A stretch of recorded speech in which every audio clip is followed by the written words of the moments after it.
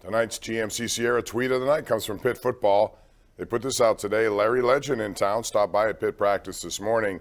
That's Larry Fitzgerald. And boy, Pitt has a lot of tremendous players over the years who can come back and inspire some of the current team. By the way, they play against Duke this coming Saturday at noon at Acrisure Stadium, trying to end with 4 straight wins heading into a bowl game.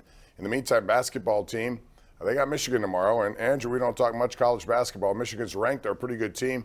Pitt's coming off a shellacking at the hands of West Virginia. It was also won tonight. I don't know what to make of them. I was optimistic they were going to be better than the 14th ranking that they got in the preseason polls. Well, they haven't had their best player yet. John Hughley missed the first 2 games. Now, if you look at the line for tomorrow's game, it's only like 9 points against a ranked team, which makes me think that Hughley is going to come back and play, maybe not at 100%. Not that he's on a pitch count, but is his endurance level, is his fitness level going to be good enough to play 30 minutes? Probably not, but that makes a huge difference. He has stood by that program. Other guys have left for greener pastures, and he's still there. And if Pitt is going to be a relevant team, Bob, that tries to get to the NIT, which I think they can be, they need John Hughley back on the court. And we got to see what happens with Johnson. Obviously, his off-court issues are very well known, and there's one very serious charge. But I have not heard anybody at Pitt say he's done for good with that program, which makes me wonder, are they hoping maybe for ACC season that if his legal problems get resolved, maybe they can get him back on the court? And he was their biggest recruit, Bob, since Steven Adams a number of years ago, who still played in the NBA, and I know you're up late watching those Steven Adams games, Bob. Yeah, and I think he fits well there in Memphis. You know, and the other thing, he signed a $100 million contract before he got there, which was pretty amazing. And he has a role to play, there's no question.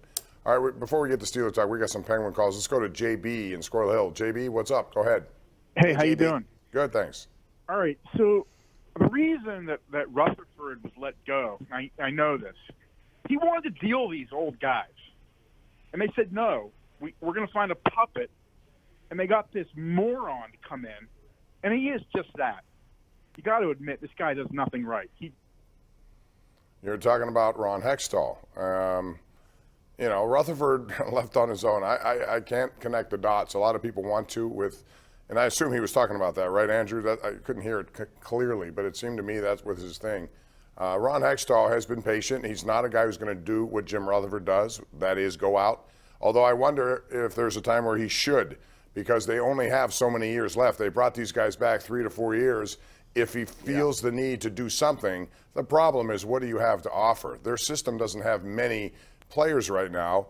I mean, they're just trying to get him up here to play. We haven't seen Lagaré. We haven't seen Sam Poulin, just a little bit. Philip Hollander. They need more. Well, I was surprised that the organization kept everyone. You know, you want to keep Letang because he was the best defenseman available on the market, and he was coming off a great year. I was behind that. Evgeny Malkin, look at the other centers that were out there. Malkin took a little bit less to stay. I was behind that, even though he struggled at times last year. It's everything else that makes me scratch my head. Why did they bring Kasperi Kapanen back, Bob, at that price? Terrible. Why did they keep the entire front office intact? The Fenway Sports Group really has put no personal touch on this organization. They kept Hextall. They kept Brian Burke. They extended Mike Sullivan a few months ago. They have brought back just basically the entire team from last year, sans, the big Petrie trade.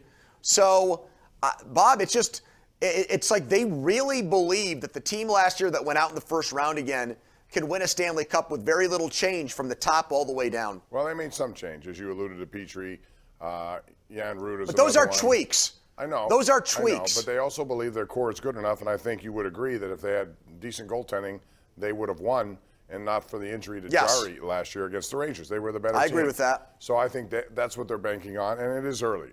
We talked the other night about this being too early to analyze the Penguins. Well, it is early. They're still in November. We'll see, but they got to start playing better, because right now it's too many of the same problems that we see time and time again. We got Pam in Pittsburgh. Hey, Pam, how you doing? Good, Bob, Pony. Nice to talk with Hey. you, first-time caller. Thank you. I'm a season ticket holder. Penn's 30 years, was there tonight. I am perpetually frustrated by the number of goals they give up in the first minute of the game, and the number or in a period, and the number of goals they give up in the last minute of a period. Yeah. It seems like they're either shocked in the beginning and they just can't hold it together at the end. Yeah, and Michael Bunting got 2 critical goals. If not for that, it would have been tied after 2. You can't give up 1 9 seconds in. And then very late in the second period, Andrew, we were there to watch it. Careless plays. They couldn't clear the zone. Letang tried to get along the far boards to Crosby. He missed it. And they kept the puck in, and they scored the goal to make it 4-2. Yeah. It's always so strange when you see Sidney Crosby commit either mental errors. He doesn't when he doesn't seem like he's fully, from an energy standpoint, invested in a play.